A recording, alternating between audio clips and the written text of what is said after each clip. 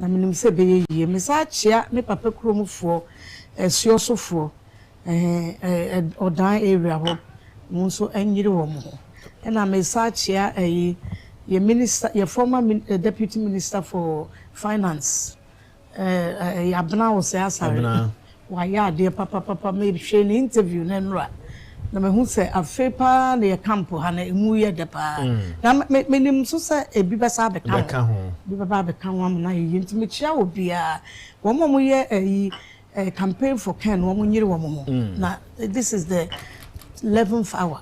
And this time on was here you ho pa na ye yeah fan shase ho campaign there wa ko bia wa member of parliament na just wa ko elections ni ade e dru period ai tiase mu a ya na de dey si say e dru wo kuntokwa na ntokwa na funu wa na dru atasitase okay this 11th hour anything can happen I feel na binum din track ese be pie but lucky for us no and try no mo started from day one in nyina na nsiaga nsiaga nso eti ya fema propaganda ndo mo yi bebre gu honorable Kenso anya adwuma still adom de bia anya adwuma because they say Ghana for say come rain or shine akompre kwa na yepen ono a na yehwe no eti wo dey dish out whatever you want to dish out anya adwuma na wo mo nso a na wo tete na ebinu so musuro me said be ameka say day one na me yi miti say me de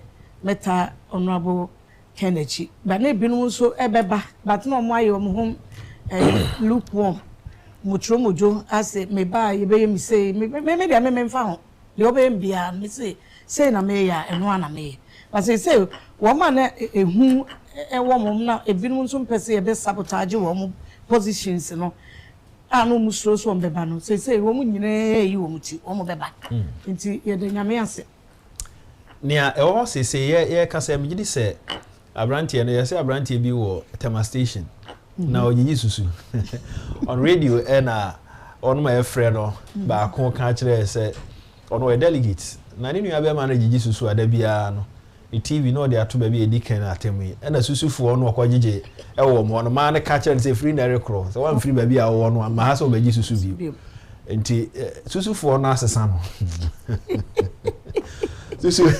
susufo no asesa no enti na no pe no be kor minim so wo hwe wo ye say no pe ni wo be kor ne ayi no da na two if is one van to one ma susufo no say ma wonsi wo say your friend say ma misali ni ye chia no ye ma no nso ma abato ne kwakoto mo mbeto aba ne say mo fa Ken mra mo se change na ye mfa no ba na susufo yi ka kire o say krachi na mo va no ma na say wona wo de ma ha so ba be gi susu no but omunya abotre enim say nye den ayira Ken no oba we na ye say wadwen ne the winning team yango pon so mo wadwen ne susufo no mo mfa susu no ma ne bebre na adwuma nkoso say Ken do ho bo no a odwuma na ekoso but quickly yamra ya hwe regions ni nyina ekoka Greater Accra and 5 up the regions one off no na yentumi anhwe okena nyame ya adoma ye behwe eno sabri amonamo a mo bontoa bosume frɛ ho adentanum ne ade de na wo honom a wote from delegates nim ya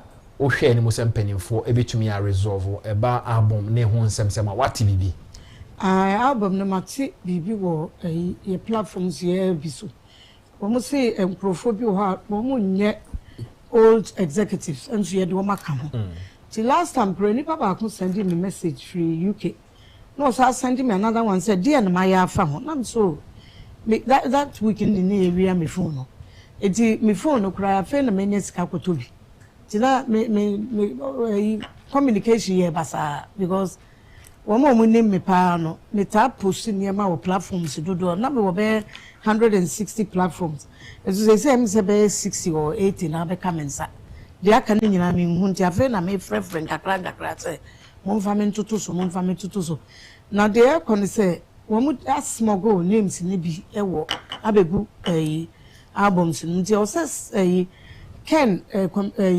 security for no mo sa call round no mo sa call check in the enye authentic nyina mo yi film every say ye funu boni do onim samasa so la no they up to no good I wouldn't be ano pay me so die me so anabam me hunu Dr. Mahmoud Baumia na waye said doctor when him say me campaign ma on akufo-addo before me no me ja wo campaign say didija ni muna na nam no sisi enso de obi enu a obetwe na wo sisi me na when him say me daye no na me ka kire ni say me ka kire say if it's at all possible, and I didn't think it was possible, and I want to say it is possible.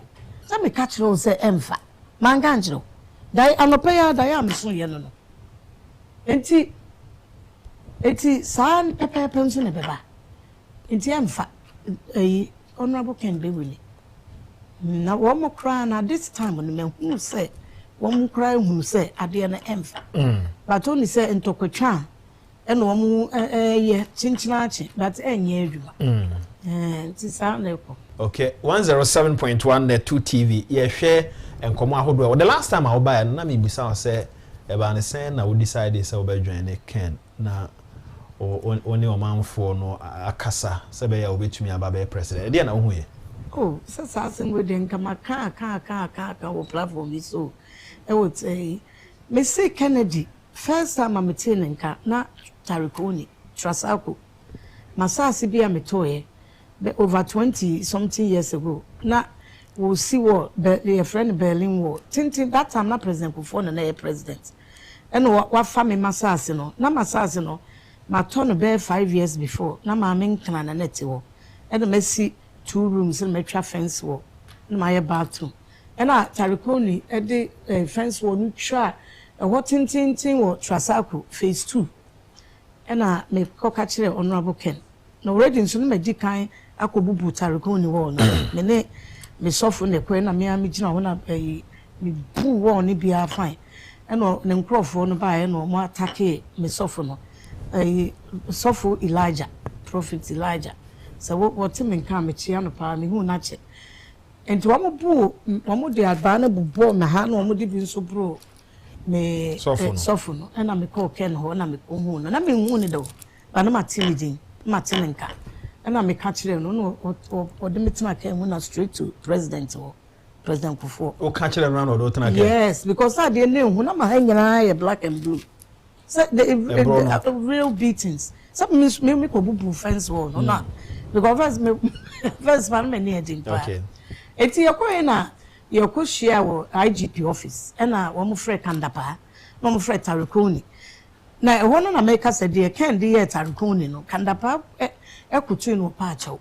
And President Kufo orders one from Ansasi mommy. And it's up to now as I don't enjoy you. And so almost somebody by mommy because after that you know court cases be brain yes will be a friend Angelo. Mama Samampa or no crowd so actually manzo na mono or ne nyankopon. Say Angelo and also says Wamaji at the Amatarikuni. Okay. It's this week ya me guso because me bagel no buy no be Sunday. Because they need to see it. So me not chimensas in also.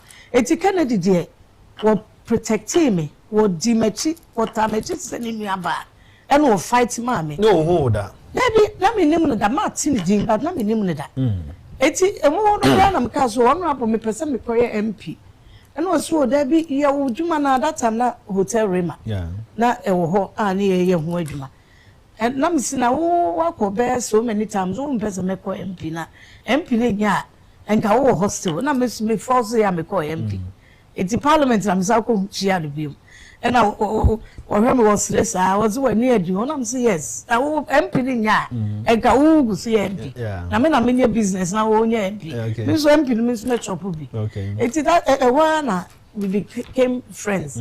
To ma na hello ya parliament so a Oche bibia no amaye bi. Okay. Wo ma MPC no dodo na wa wo be kwa ko pie so na wo be tin ntem wo be ma.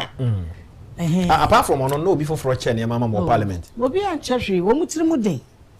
Even ministers no kra bi no ma me pese me na mu de yewe ameka acho. A wo mu yusu aban sika e de ye ne makra wo mu fa ma. Oho ye wo mayi. To mu fa ma so honorable Ken de wo no ani sika e na ye bibia de maye. So, enti wo ye ni papa wo ben bisa na o kai so de ma. Bibi ti say sewing machines. Bibi ti say hair dryers and hand dryers. They see one bi and other things. or you also Munko Hotel on a Munko fa. Tubacona MPs in our packet cars, not Yassi. When you're back, you know, the Bama. Yana water, what mean you saying? Oh, bear 20. Okay. Bear 20, 25. No amount a dryers and so I can. Okay. I know that MPs in it be quiet. No more there. I got my woman for my could be a journal. Come a bit more 18 more. The woman has a honorable Kennedy. David, so no, they're about the Benny campaign. A hand, they're not the catchum, so honorable Kennedy, chair. Okay. To me, the reason why I made tiny chino, meaning said you sit here, meaning so can't obey, and I'm nimsa waku draw, and I won't slow be a say, or bit a second, or cast a one, yes, I may you say, now you can't watch it. Well, February will be P. Miss Anna Metia, me won't mean coming.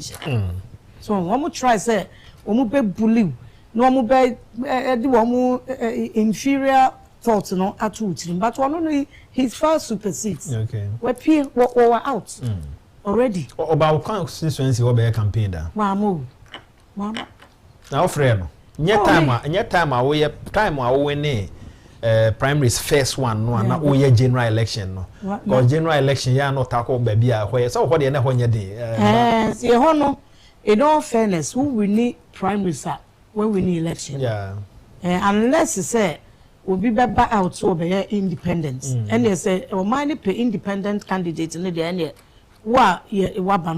Can most of the time for fairness on time fan who share primary sim and support to be or be meska kro be mamu nyina aska se mun kona mun corporate or be win na ya be boa no but me just was my friend when honye ba bia general election mu ya dinti and na wan hu no ya who mu said they okay when you win primaries na o ye MP me ni mo den no and na otaiko e support to but do time o ye campaign onkrofo no titu boss me friend when why MP o munim no womunim ne pa nansan ya wo ba we wo mani ji pa dodo na ba umia element no so ho wo they are fighting very vigorously but even me cry me sorry ana me kasa na bebi nu ye dede wo mu share da pa so wo mu ma me nkasa because na bi nu so ti wo se ma sa bra yes hiahiao but when so my madwin se me nko bi because of the see last time I'm not going to go there again but na dodo na ye dede se wo mu pese me kasa ene bi nu so ye dede se ma bra ye hiahiao babu so me fro ho de wo mu the way it is, you know, although last time na all the apparatus no more campaign ma Kennedy. Okay. And we more campaign ma Bawumia. And ye ne nkrofo nso na form no no mo nso ye. At that time na me UK me buy within 4 days na me koka ho na ye no. Ye winning busumi from seat e ma honorable Ken. Okay. Na woman organizer no akua. Me uncle Amwajemi. And as some boys no more campaign no can already. Okay. But me free UK buy no na me so call. Me so me call yeah me so me dear. Enti ye wini. Yeah, na constituency no one kasa so can hold to say population no. Oh, population no the main populations no the almost time me mechi. No, me say can some of them say me can. Okay. It is one more time mechi the na population no enya Kennedy omo pe. Okay. Only said Bawumia element no mo pe Bawumia but the executives kakra bi any some coordinators are wo pe bibi de but the main people on the ground population agasa wo mo peken. Okay. Because ye ho no ye hiamoa. Yeah, can say krokitwam. Yeah, village towns and baby wo kra light ni ho. Okay. Na because na nkro 45 na light in there be 50 oh the say my 38 am manya light thanks to honorable Buachi Agyapong wo mo boa me e ma ye nkro mako 38 say I can nkro 12 no manya light since I'm free over 5 years le the odimachi ne ba wanye want me anye the obviously saying so na ebi obe try fine but me dem call within 6 months with the help of your tick man yes electricity no I know so no because of polls are now dealing with eti obi abekas na dey maame timi nya 38 electricity air connection divine connection yeah so eti say no ye ni akwan although ono abo amoakwata was sign miensa maame na Cocoa Road nso mama ebe 2 or 3 but because of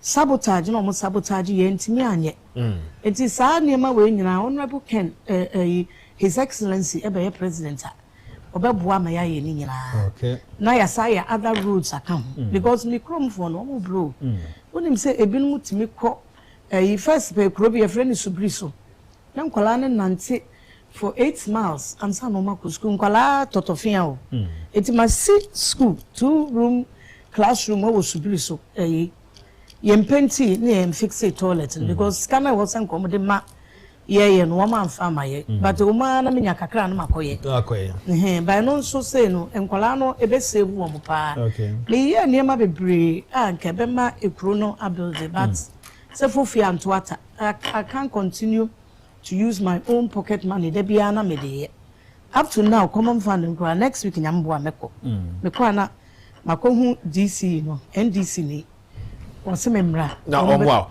me that's my young say ya oyi o ho anim say o support to Kenny ya na calls be a mass aden ho na wo beginning no na calls ba but actually no even platform me can the entire country party mum peniful bi no and America no beginning na be no frɛ and even 7th parliament platform no now one more catch him say me come and I should be careful of what I'm saying because I'm very bold and one more year bibi against can na me so me the can bibi akoto platform no so na ebinum say me nya careful na me so mum free me so nko mo na mo hwe me can you look after me so many years I've been at home mo sorry am say me mra mo ba me madwuma no almost say you careful say the only choice they want to say na me so me wo pesa o kamisha wo ye no kra na ve na me pie okay na me catch me nua man name other politicians na what platforms say mon sorry o mon ka no kra mon ni I was calling them one by one telling them say they should come and join Kennedy when him say the entokwesi wo platform no so honorable Obi Amwa until one day me catch them say one can no want to know come asem bi mu a me ebe funu no because time na me MP no na me DC fight it here me wona na wo ye local government deputy minister me ba office e dey na wo ye mo ye ma ne tete me up to now me common friend nsanka over come asem na me say don't tell me what to do until wo over come ma pitu wo over come ma pitu sa kwapum time say obi an come asem e bi mo platform ti bo wa na MPs ni bi afrem e say de wo umu microphone so to sakaka and I'm saying to usro me no say say can with peace of mind there's almost so mbeka bibi a cho enti wo ye bibi a enye omo de enso wo ntimi nka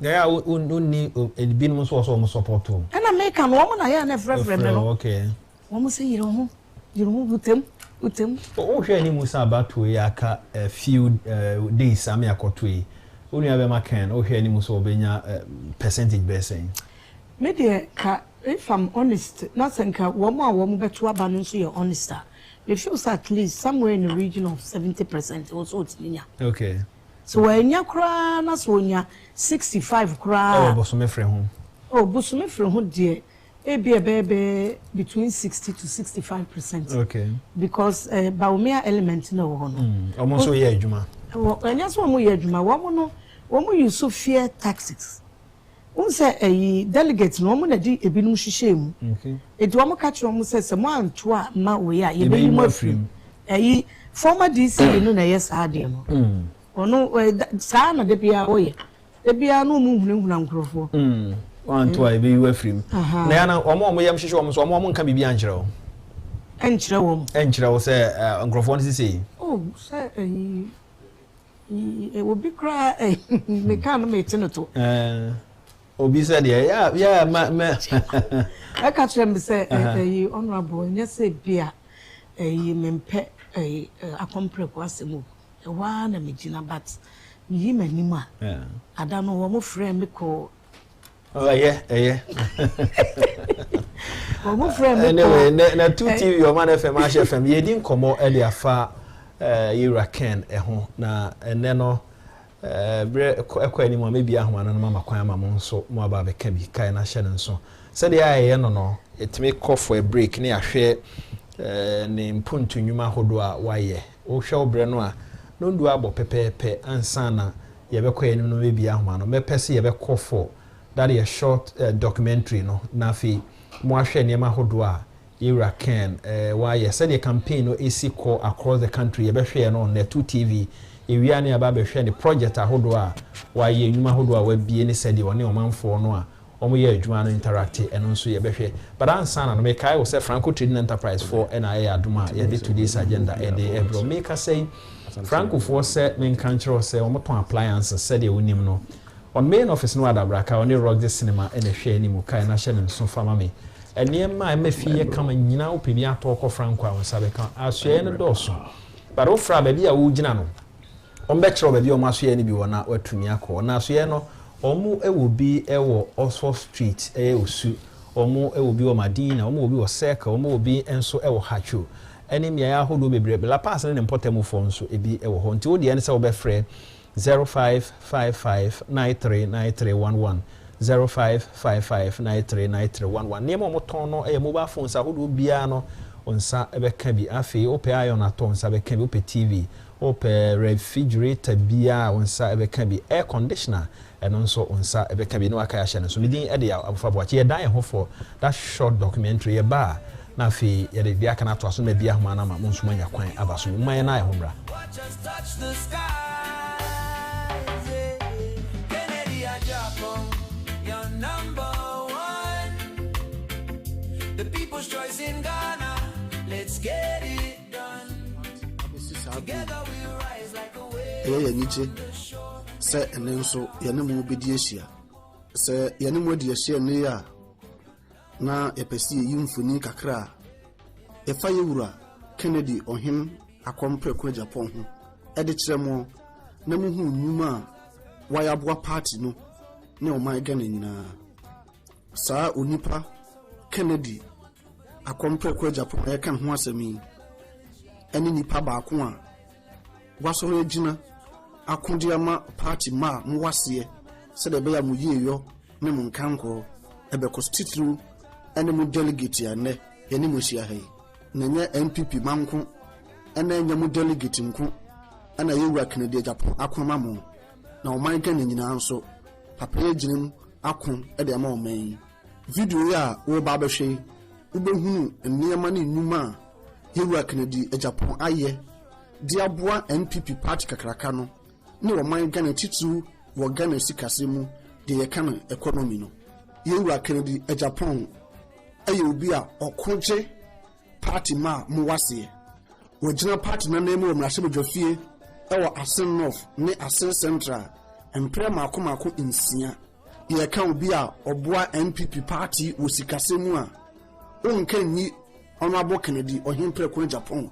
emfrim mutumre na matresi a afi 2014 Congress ekwa ne tamale no Honorable Kencity Agyapong ko an fa sa Congress ni nyina hoka abra na party no ewo position a ye ni aben de danso kura won hu ne se mfie ni abato abesne ko nyina no oye ne campaign ewo na beto mpeso aso no na won nam oman Ghana fana nyina eboa ni nuanom NPP candidate titu no ba bia yesusu se hoye den edema NPP no yewura Kencity Agyapong tun hu si ho ekoboa ye campaign menkunimba bia no yewura Kencity Agyapong eboa NPP mrahye de niema ni akade ma wo mu de koma wo mu nkrofo wo abato mpeso aso eniema ni bi eye fidie de pemade sewing machine emu anwa anone ahodro ani sika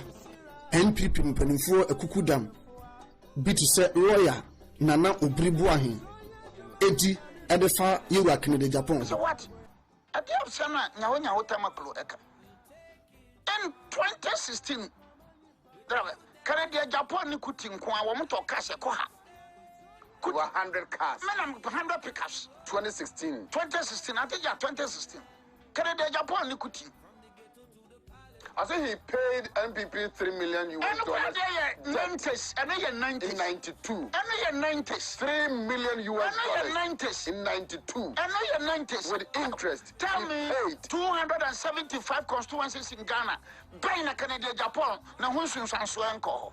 Oh, in 2016, one of Mahama and in Ibrahim Namonam. What ferry? Then you. What ferry? What? On what basis? On what basis is no, I mean, that is serious. So what basis? Because Nyota Macro like Dr. Udakubrubi. MPP for you more free. So Canada Japan or here MPP for votes. Now what do you say? When you were crisscrossing with your brother, your cousin, your nephew, your dear Ibrahim Mahama, and then President Mahama, no, on here, and now in Central for against you for a founding member. When a founding member, at what point in time, or your founding member, or your founding elder, you're not from people. Please, don't you stop that. Oh, my obviously, no PC in Kakra. What PC in Kakransen? Only to work Canada, Japan, Jama, and PP. T-shirts are printed. Yenti Yura Kennedy or Henry Perkura Japan, Abra, and some faithful Busano, the Motimo, Nimwa, or Diabwa Party. 2008. 2007, 2008. My name is partner. Papa pickups 245. My name is partner upon the one at all. The South Russian trucks, Minkwa 77 Russian trucks. More number of constituencies won't say bar. You're spraying with MPP already. And I'm the man. Thousands of t-shirts. And you know, Semitimi Yama Obia. I didn't think I mean to me Yama. And simple. And if you say, if you don't allow me to come out, and likely see a opposition against me. So NSA, I'm doing the same thing. Say, me, met many Obia Yeduma, and my MPP party, every constituency, 10,000. 10,000. Yes. All the 275. Can I read Makoida? Oh, okay. 2 million. For the upcoming constituency election. Yes. 2,750,000. 2,750,000. Yes. What dole out all the constituencies? Yes. And you may John Ward Magic. I read Makobangi and San America Union City. I am not going to give it to any individual. Yeah. I'm giving it to constituency. Okay. Yam famwa election. And organizing as Emma. Honorable Ken Ohini Agyapong, the defender of the grassroots. Grassroots, Edda Honorable Ohini Agyapong Akumaso. Naminti, and I wire not dress will be Muma, Magana Mebu, and your BI. Nini Muno, see a shady Ura. Ohini Agyapong Aya, Abemum Penfupi, and your money swadding Huno. Yenti, Yura, Ken, Atifua, Yawata, and I am. A brave Busan on some Adifa in Mumahu. The president, His Excellency Nana Addo akufo-addo, or charge me say I should make sure no party executives are hired in the process. On Pese Obeja legacy bia, a kunkwasi a fat party for Eddie Ogwegi. We are Yura Kennedy of Japan, Edamani. For him to make that statement against MPP people, young co school denti, go fire President akufo-addo Ampasa Okaza. Hey, Nana Ntiminka. Miss Call, baby, any. Say she be quiet and me so sorry, friend. Yedika kwa himfie. Be 9 something koi. A mamra ni a yi ahimfo. A G a tum. Ye pie ba na 11:45. Nipa ti sen krame. Yes, Amado. Nipa ti sen krame. Say nipa way MPP who don't. They were waiting.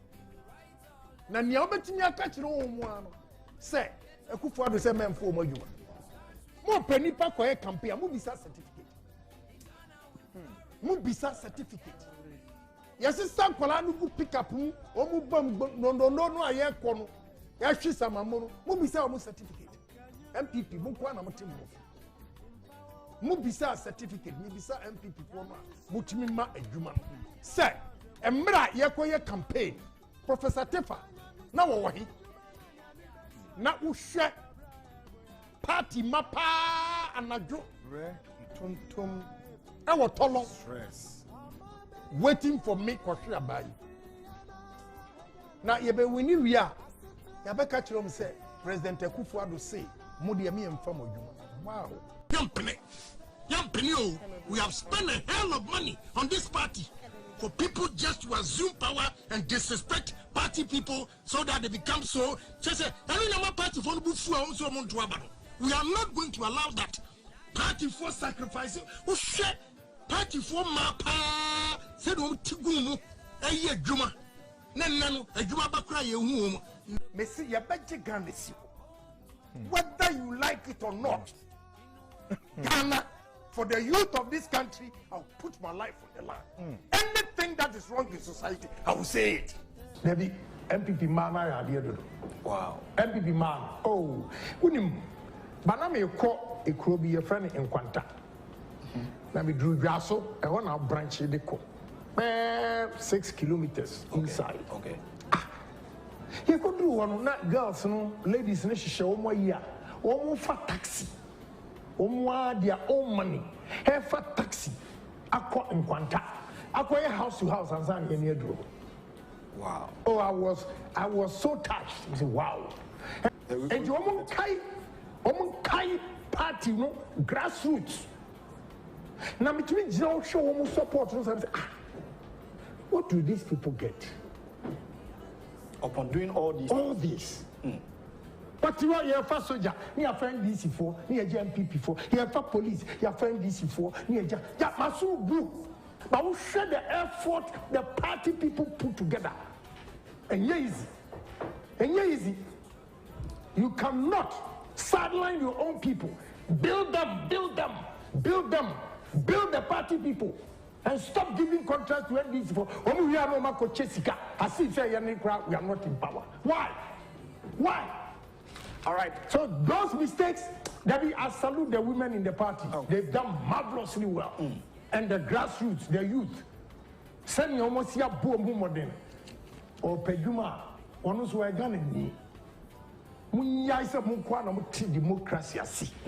I'm for NDC for against MPP.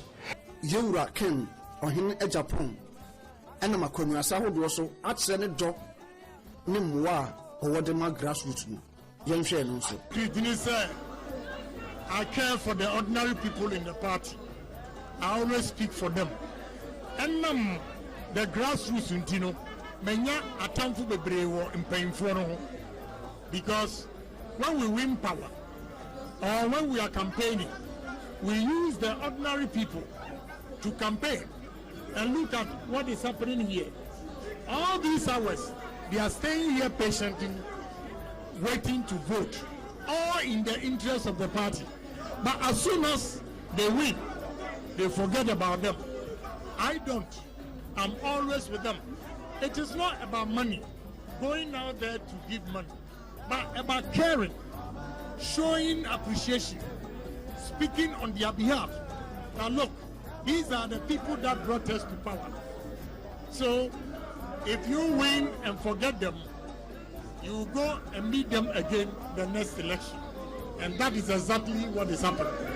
So the ordinary people in the party feel that I associate myself with them. I'm always there for them. That is why you see them coming around, and they feel free coming around because I don't throw anybody away.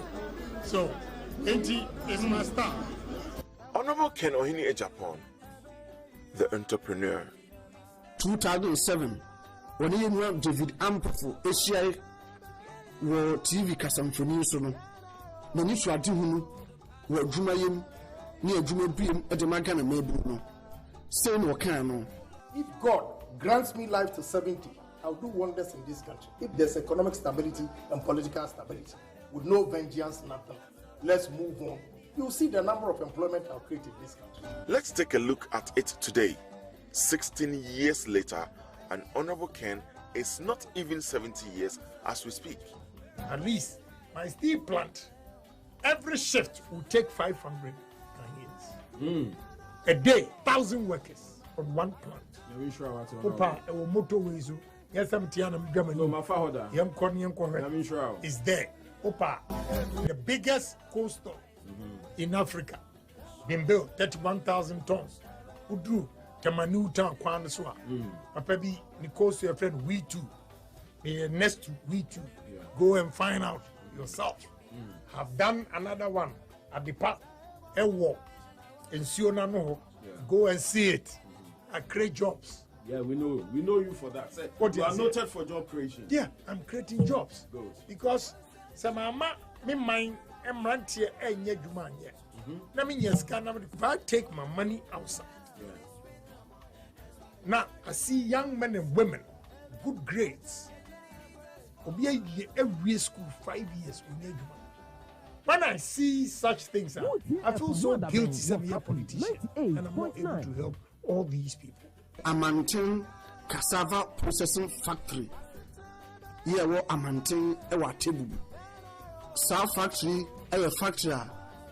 You were Ken Agyapong ebie. Ya Ghana mebunu eye no adwuma.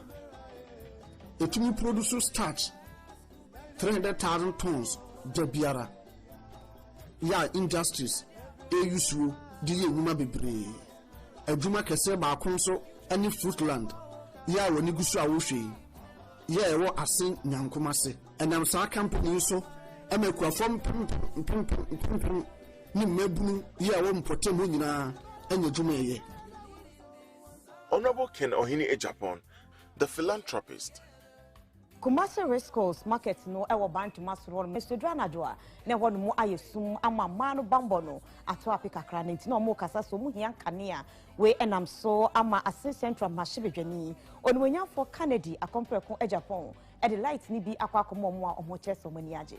Master race course no omo ye se ho baby wo ha esum pa na nkomo pe street light enam so ema o share boss e obema omo 200 street light UTV nsem trefo ekopie mo se so sen na setrem sitie abra street light aba hoyi adwadie no ekoso sen adwadefo ni bi ene UTV nsem trefo twetwe nkomo na omo kire omo nsem sei na de Japan wada roma ene diem the why ade wadum ye o ma light aha na sum wo ha pa ana kromfo chesi yen wada roma light by ka strain ama yani age ade obeye ma ye no ni so pa wa ya ade abra ekene a to ama akromfuo ye so beti ama ye wa ya ade yesre nyankopon enhira de mano because ono wo kan oye on pe promise and fail na wa yen so ama yen dwadifo ma yakoma atoye yem Agyapong no akwa kutwa ahomamu se yensi ayarsabe bia ebeboa ama womo a ebehwe akomayare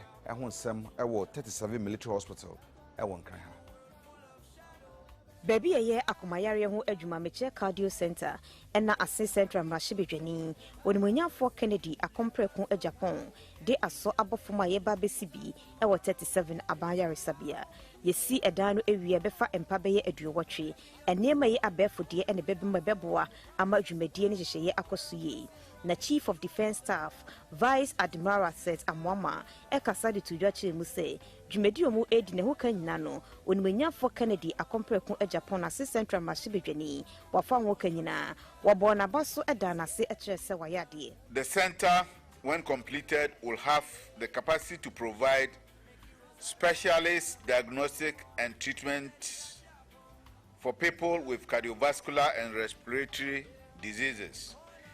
It will also offer training and research opportunities to our medical staff both in Ghana and within the sub-region. I wish to recognize and appreciate the main sponsor of the project in the person of Honorable Kencity Ohini Agyapong, the Member of Parliament for Asin Central and Chairman of the Parliamentary Select Committee on Defense and Interior. Honorable, your kind gesture has fully demonstrated your unflinching love for the people of Ghana and the Ghana Armed Forces in particular. It has also reinforced your determination to contribute to healthcare in general and in Ghana's development. For Kennedy Agyapong. Now, opinion at times secretary die at the bois a doctor for Makuma Kungochi. Sir, It's Kencity Share documentary efa era Ken. Nneɛma hodo a waye de aboa omanyi sebe nyina no betumi anya eso mfaso we de da na di ama watumi akae se edru 31st January mu na se wonua bi wo fie na oto aba woni ne bekasa na wato aba no de ama era Ken Auntie Joyce menene ne hyase na yekasa era mo daten so adwane menua akwaba na ho say me hoye na nso ai nyame su no kron ye tinkwam media de betumi aka ne sai no nyam kase ano di kabia ka trade am okay your problem African continent evi ifie kura no ekwan e fa so detect to ye bo ase hunu sa akwada na wo ba na ha na obefa ana se ha na obefa afi be duru ba bi no na akwara ye leader no na ya ka no e de na ahye the last time na me bisa se ba bi ye gina siseye ye me ye niam bebre no a enkoyie sise o mampani mahama ne wo so free so a ye san twu so another leader wo hear problems a ye wo no a na wo hwe ba bi ye gina siseye a ye ekoto aba ne niam ba ne ye hwe mfa ntwu so ye leader ye kwa koyi no yo ya edikan me fasa akwanya yesu na machia ya tiefo ne ahwefo nyina na ede nyame asese ne susu ye tinkwam na masa de enkrakese emudu African or in Japan ho ede amaya ahwefo ne ya tiefo nyina enkanka the delegates and the party members. Yeah, this is a very strong, brilliant question and obusa me. Ghana, there's a symphony. Yeah, to Jumbi. And I will leaders are or be conducted a journal my okay. Yeah, Jumna yeah to know. And they say you better move the country from poverty to economic righteousness level. Baby, Ghana, subit me kasa medemi ho. It's a usher from independence ebano. Ubia ye call round sa. Ye call round sa. See, there's a vicious cycle of poverty. Now, the man ya reho say, ye call round, ye change government, ye call round, ye change government no. Now population is so increase. Now population no increase no. Now e maburu so enya adwuma nye. Nti nam say population no increase na economic development no so any population growth no enkope ana ensan no ho no. Tambia na poverty. Oyene areho twetwede ewo oman no so. And inti the question therefore is a dear criteria and they are used since independence abesi nintia ye gina fa kusa ye ko ne aba a dream maybe it's about time I was here who say a konya ye fasu eyi ye penny for no and niema ye hwe ansan ye yi ye penny for no we need to change. If you say there be no who use the same ingredients I don't expect different results.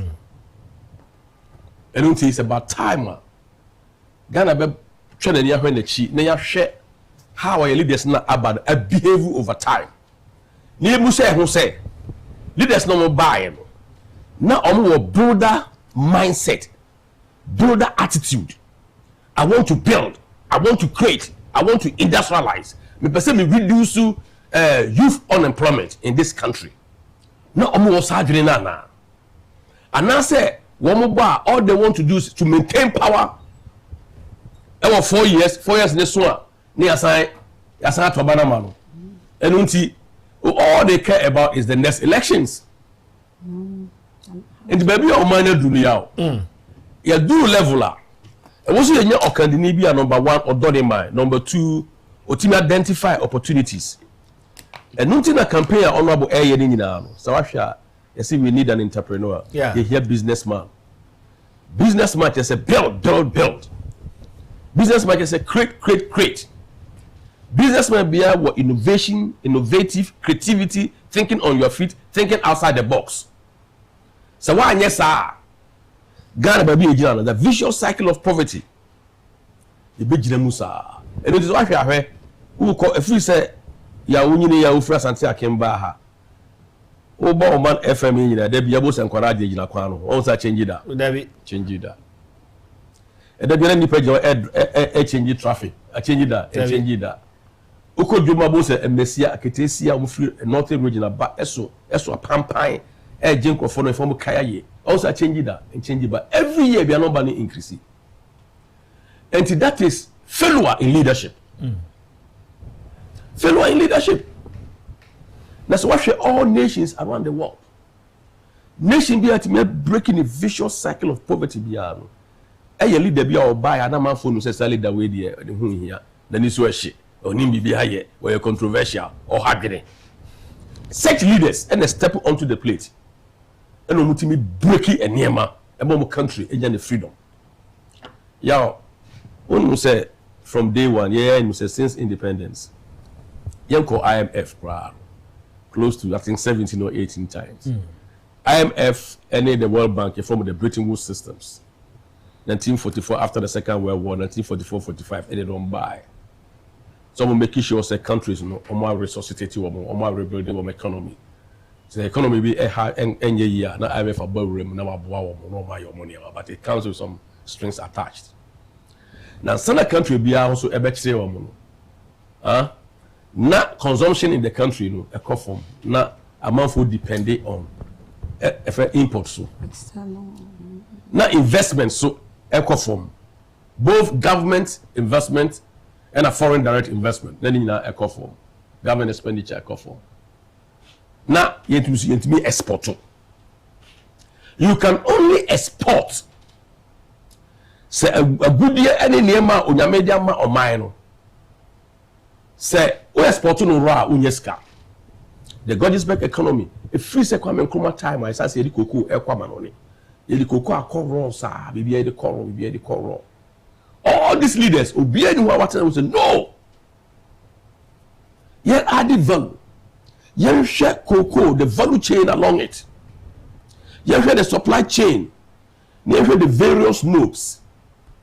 Are they able to be a cocoa, able to be a wine, cocoa is cocoa butter womb, cocoa able to be chocolate womb, cocoa able to be a say womb, able to be a oil womb, able to be a say womb, women trust it. Now you build the factories near now down. Now you find kwam amanoni and cotton. So when you sell it down, let there be a cocoa. I call 1 million tons na Ghana for any aji. Yeah, 1 million tons so near the Kwabruchi near. I call Bobusia beto cocoa. Every day, every year, a Bobusia beto cocoa. Now this is a man kind of in Japan said no. This particular cycle in a man for corner, I'll reverse the cycle. And to you know, you be shame you on your media mine. The name of your media mine so me corriging be made many better for. We do voter region. Me show no me wa na ma feso aka say voter region a. Adia me ye wa ani. We na muhia. We na muhia. Northern region we na muhia. Because northern I'm referring to 5 northern regions we na muhia. Ashanti region say. And it's a hwehwe komodie mu a. Na hwehwe even how crowd so obe redistribute the ministries. Ministry of Agri, local government, Ministry of Tourism, Ninina no a decentralization. Ninina no, as what she say, what the Nigerian mapper every region. I'm giving you an example. Se mutie kene se ken kasa, se Ghana for kura enyini niya. Se Ghana for enyini ni se, by relocating and redistributing the regions and all this thing. Ebema ahofamani ahokeka aba region bi amua. The first time akufo-addo, President former, at the Independence Day, Eko Tamale no. Shehawa Tamale fan into my fry. Shehawa the economy that time Ewo Tamale epijaye. The tourism epijao. The idea of culture epijao. The idea of distribution of ministries. You know, yes. Is it coming from a business side, Anna? It's coming from a business angle. Okay. Yeah, no, mama, yeah, economics kakrano. A localization of industries. You get the factory closer to the raw materials to reduce transportation cost. localization. Business thinking. Business thinking. Because a business may be a crowd faster or better cut down cost, if any cost leadership. Okay. Efficiency. How do I reduce my cost and how do I increase productivity? What is the effectiveness of it? Into strategy and tactics. How do I do that? Say, we a businessman, no one really cost to home. No one really profit to home. Now, honorable can edge the profit because Ghana, your problem one is a trade balance. And I'm saying import, you be importing near exporting, you know. Now my balance of trade be negative. They're deficit. And no yana I'm a bemu, and then my GDP eco form, and then my foreign direct investment eco form, and then my consumption eco form, and then my government expenditure and for the right direction. And nunti body of fat no can was them a quarry me fast one may avocado if any pair with the bear oil, with the bear say no can was them. Of Fabanche, no can no man Makumaku 42 derivatives, free banchimu, and therefore, if you have 42 derivatives from Banchia, it means you have 42 different factories. Now, we're a country, that's why industrialize it. Industrialization means productivity. So, productivity never hano. Yangwe asien mu ama mofranya juma anye. Ni use your resources. Ghana will never move. Fisa unim. I'm for China and for toothpaste about toothpick. We could take it about. Do you know what we are doing? Giving them jobs. We are creating. We are exporting jobs. Nobody have a dumpster. Nobody have a drama also. Tony man do asa. Where do you get money? And yes, you bet me I import you hear dollar. Others here. So if you want to control the city dollar rate, it is not much city, much dollar that to them.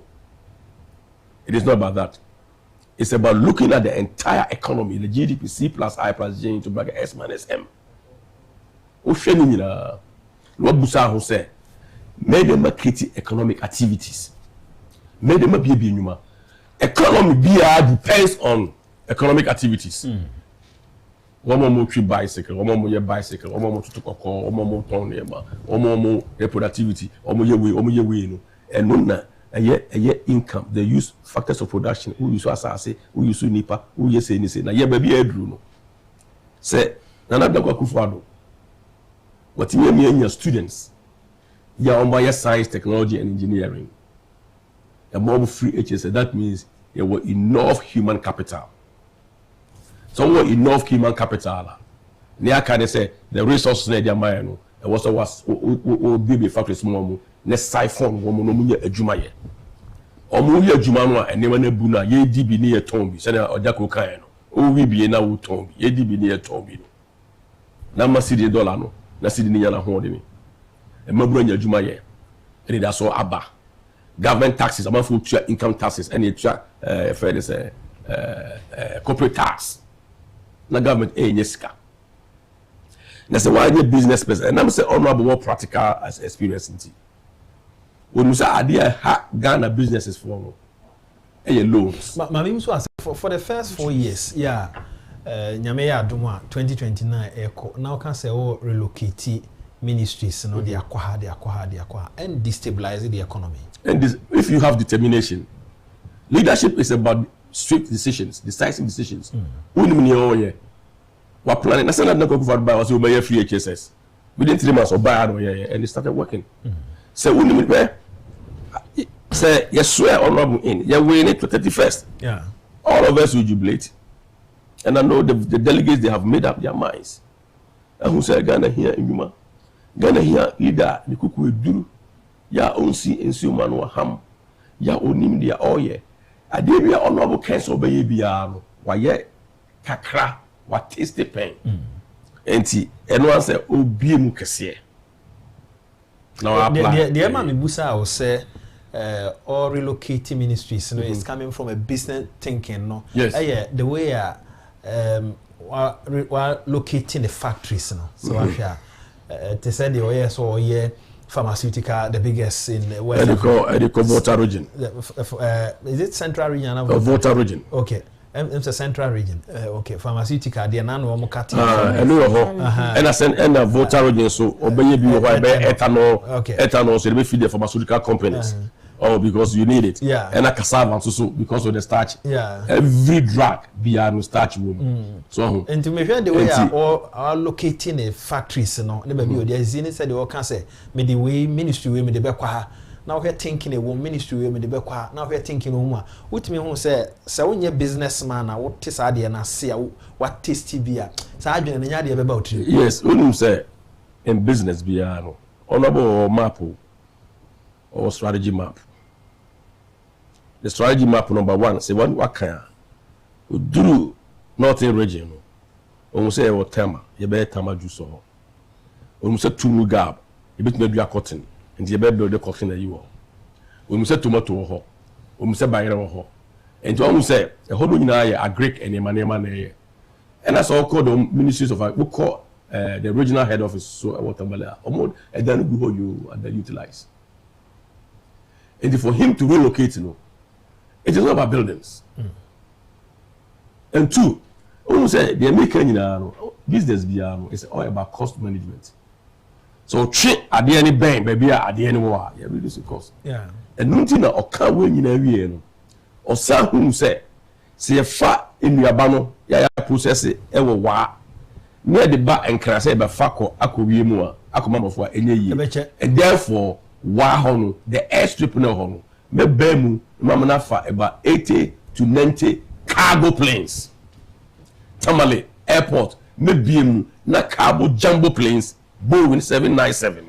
Abe fa in no within 5 to 6 hours na our European markets. So we be on the oil or share efficiency. And to go obvious Messi airport baby emra on tracing who say airport na missing. Home fast so anything. But my name is what we do time na President Akufo-Addo time omo ye railway and line omo the F5 Pagadan line.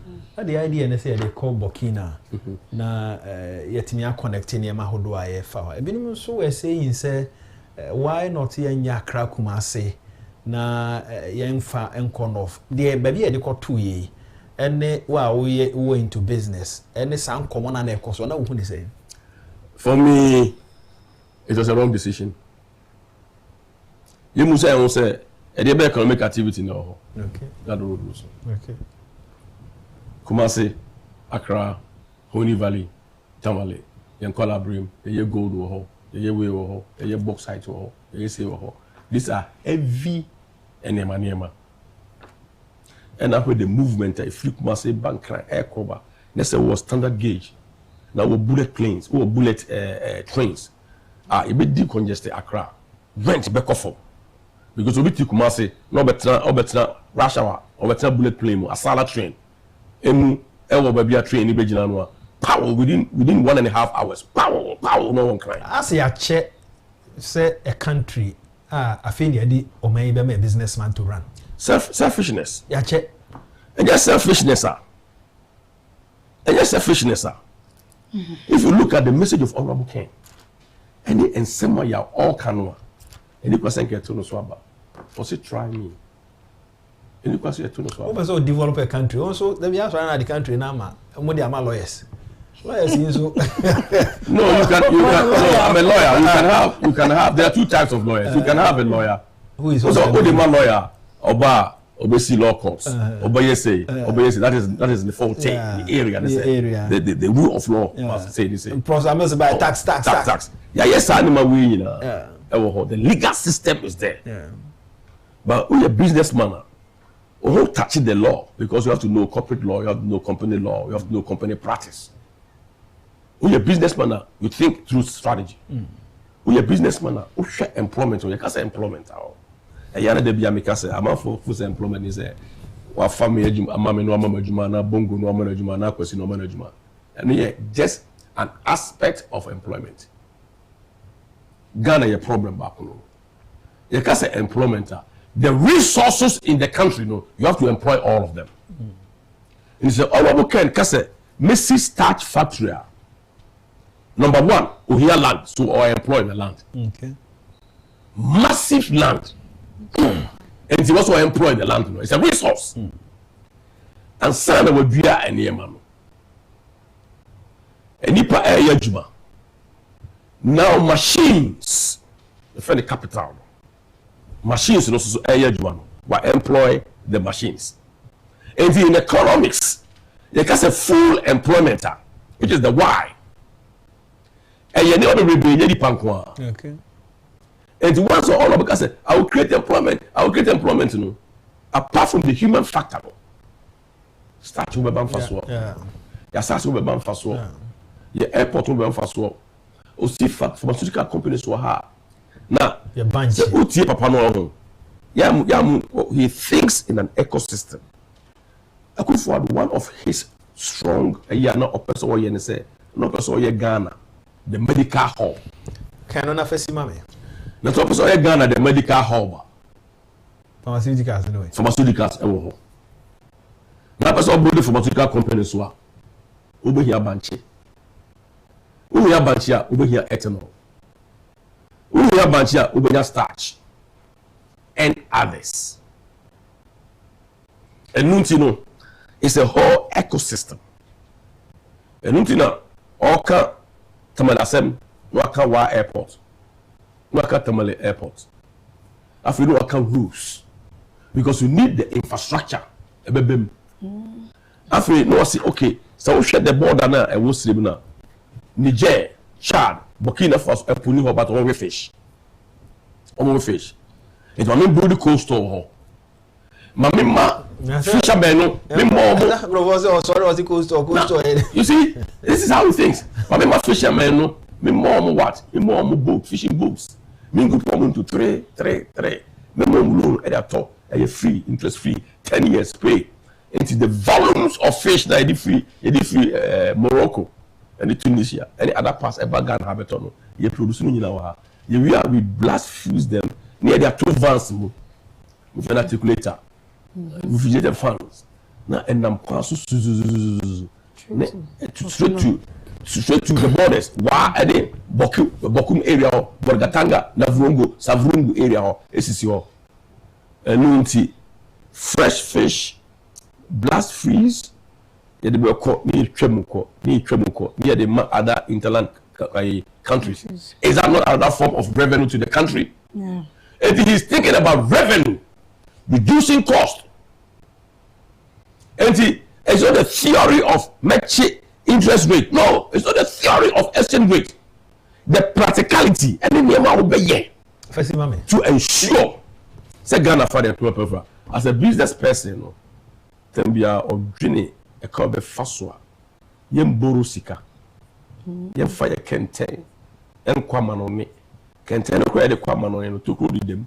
You just cannot ba. Negotiations na son go and nothing honorable say me be a disciplined person, me I believe in efficiency, me I believe in strategy, me I will make sure say why you will do the right thing, so when you the right now you are out of government. But I say around that and just my maybe man kakra me assure a man for say be a line kakra me be kakra na fe you have a few calls 4-5 calls be na mama around up na fe the adwumadi no aba na 0245 No, 0240-550-899. 0240-550-899. Your line back up and you say no one so now between your free. Now, you go so I have from calls and now pictures of Ura Kennedy or Agyapong. The near Mahodwa why any campaign home and the way Uncle Fushian on Nafi and also you should be net 2 TV so kind of 0240 550-899. Your line is no. Can I share so far? 0240-550-899. Offer now Baswa and Obekasa. Nafi Niakan and so de Akaho. Offer now Baswa near Yano Bekasa. Naniakan. But yes, answer on Bebano. My uncle Nim Kakra and some I chat to a person can't cause Nikas Yanafi. My pick you. Yeah, Pong, until you ask me to chat to her. So pleading and me pleading delegates. So 31st year is just round the corner. It's said baby bear I swatch them with baby bear yaka baby bear one ya butema me manya obi wa man so yene no enkasa kakra. Hello, good morning. Papa, good morning. Go call there. Oh, no, ya papa na so. Me ho ya o kasa prefine. E kasa bi so my entio. Patrol me dey master mo say. Me patrol ene na nsa. Me ko agua pa no, me nko fo bi wo. Omo ye delegate omo to aba. E dey me dey me connected to the control of the me from to me dey me tibi. Na mo no, omo mo dia no mo sa ba ni ma ken e ma me. E lo mo su yo mbeto. Na mo ya 24 omo to mo ba umia. Ni ki omo to mo ba umia say e kana omo ka fi be omo wo e ko be bi akemba e no. Omo sika no ya fa omo obi so. Entra omo to amaka e ti metra o. Sika no omo de ma e ko na e sa be tie ken na omo de pa ka ko be bi omo ti no. Metra wa e a ko se ti e mo san ka na mo omo se. Sa general we te general we omo to amaka. Okay. Patrol me hawaro no. Yeah, that's it. Ora ken so that's say what to anamo akoye campaign bi e de amano. Delegate no music say media. Hello, good morning. Good morning. Mr. Oma oneso kakra ka say free fine. Me fefi. Ashalaja. Ashalaja ma yintio. Me mamomo ne niyo. Na lawyer Amudate. Me present part of the channel. The coordinators of Ken across the country, most of them are working very hard, but they need support to go to the ground. But some of the areas are in the interior, and it's very difficult to go there. You don't go there by motorbike or use canoe to cross the river. In fact, by the end of my work, I've traveled across the country, so I know many people, and I try to call them to ginger them to do the work. But this is what they tell me. They don't have resources to go to the interior. Now, if you have to bring the police station executive to the town, you have to give them money when they are going back. But when you go there, it is cheaper. So this is the complaint that they bring to me. They need resources to go down. Because the other contestants, they spend money to them. And they call them very often. But in terms of calling them, this deal is not there. So this is what I wanted to know. Though anywhere can go, they try to show their support and enjoy. But when he leaves, those who have to go down the ground are unable to go because the resources is not there. So this is what I wanted to do. So okay. You are not taken by surprise. Okay. Thank you. Mayana was say you've made your point. Mayana was say we some penny for be taking note of. Now they also me and Omaya. Hello, good morning. Morning. Ma oneso kakrama me okasa free. Me kasa chi kantamanto. Kantamanto ma yentio. Mr. So ya from what no connected na the candidate delegate and MPP for the say omoya bonya for because can pan them can command call post. Say probably so anima or work na problem. Still, what's the piano? It is delegate, yes, the car. You're doing a couple of motor. You're now bit from the book to do the mountain marking on any private. Say, telephone by the couple, but we are one secret. Now, can call a man call post because the panel in top. Yo, yes, that's say also Oba. So, political party there. But I need to on the post. A very we are there. I can say, are they? MPP no can be mammy can be hello, good morning. Morning. Okay, yeah, protest voters. Now, ended that Obi can't be Nimwaka, Obi can't send there. Also, secret all when you said Kennedy or your NDC, when I say to Abanama Canada. Or the MPP Bapa Catcher NDC for let me say hi. Man cut out some of that. It's 1992 from Canada and the most I said, Mexican NDC for what the man other Burmana. Now Mrs. Canada the Bamuji. That's how much is that.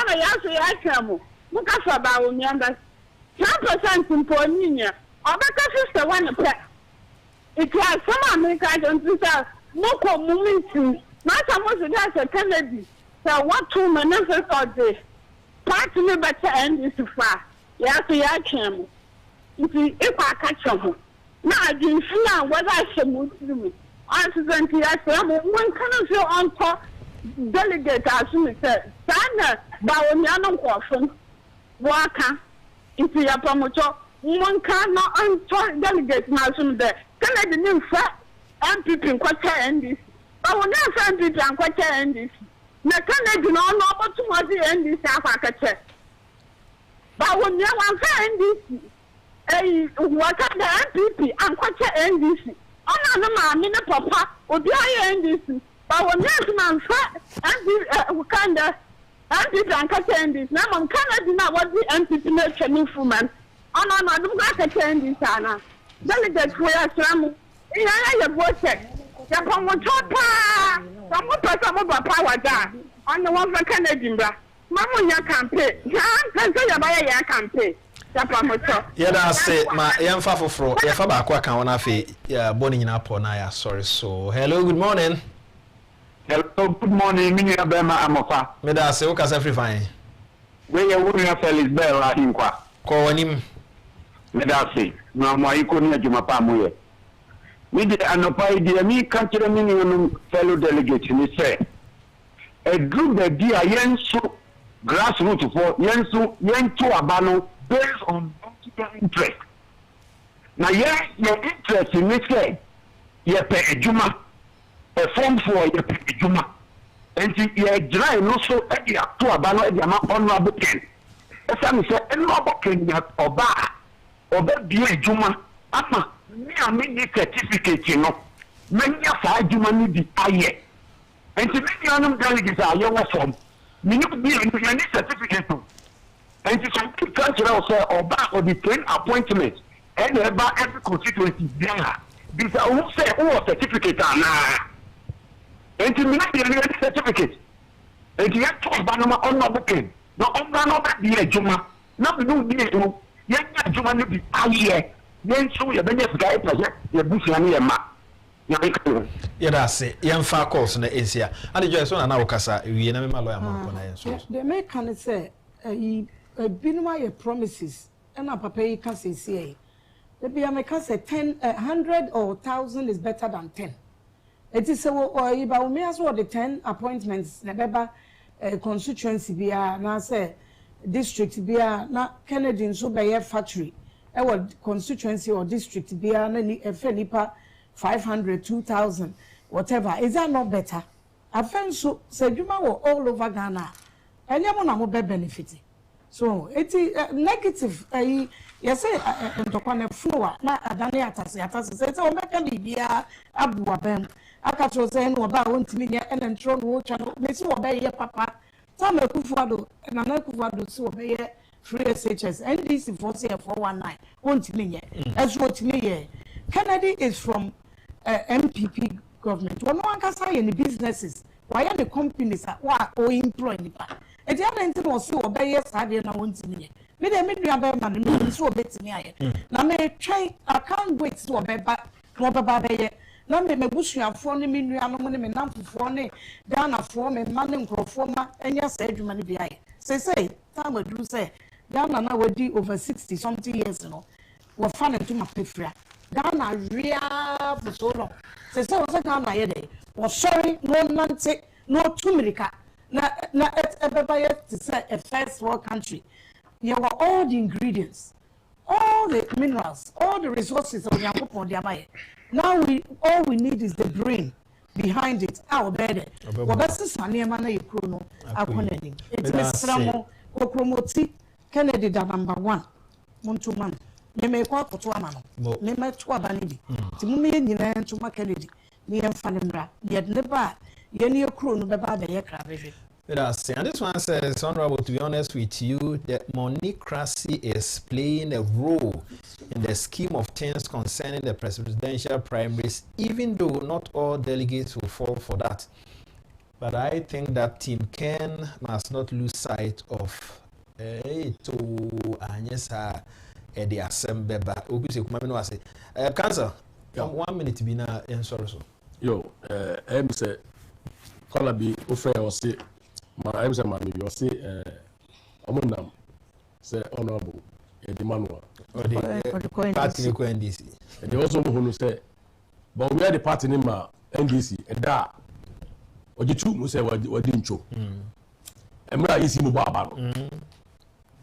And where is he mobile? And about a cuckoo party with the comma, any party with the comma, NDC. And the honorable candidate, the lifetime is MPP, but a true and true party person.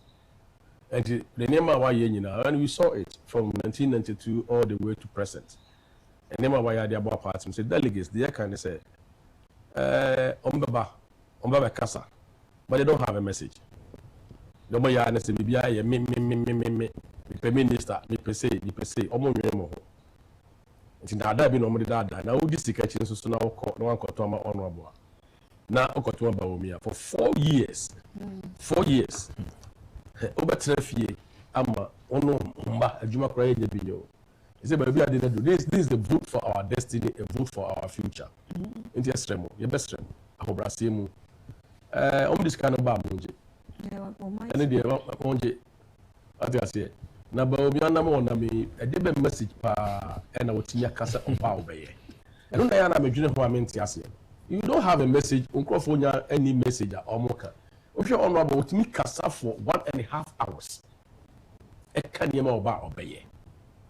Oba ontimi kasa. Radio for frewa osimi kasa. TV for frewa osimi kasa. Udwane. Say areho. Enti this is not about the time I hear the politics as usual. You did and Tony and Nada and Amonia say Montomami, my compriming, my cousin, who compriming, who first performance, I design. O performance in there, 80 delegates a best room. 31st, Samokwa, Naya Kotoa Banua. Yafama number 1, Senebaya, and Idaso, and Impuntu, Bagana. But I say, Impuntu. Well, I said, hello, my name is Daniel Akwiti, one of the supporters of Honorable Kencity Agyapong. We are praying that hopefully, when he becomes the president of the Republic of Ghana, the policy that some tertiary institutions won't reverse fees paid must be cancelled. I paid about 5,000 cedis for my son at KNUST, but unfortunately, the mother got a serious sickness, so we needed the money back, but they didn't. The money was not reversed to us, and now the mother is dead. Because we couldn't get the money. Okay. Opening kafra. Where do you bend? Assemble. Auntie Joyce, but I saw by cancer. So I know I say. Yes sir. I fast that Emma production team ni na friend opa. Kwa ma faswa mo aboaye. Anopa no ye call all the regions ko share say the campaign is equal na. Won kran ha. Mo bi na da campaign ko yie pa. E ko yie. O my money nyina no akure gina kan chi mo be kai even one way wa bonten obi ono beji ni susu wa say krachi susu na ba beji no ba omi ahona awona da bia no wa fidi na to ntumi no mudi ken atem ni sia bi ka chiro na msika ene wa reverse no ama wasesa na adwen e chiro so memu ni nyina hwen say ura ken e beba ene ya wada ebusia for ha na yedi esie nyame ya adom o channel pa yebihia ekro where our voices rise with you at the helm. Watch us touch the skies. Kencity Agyapong, you're #1.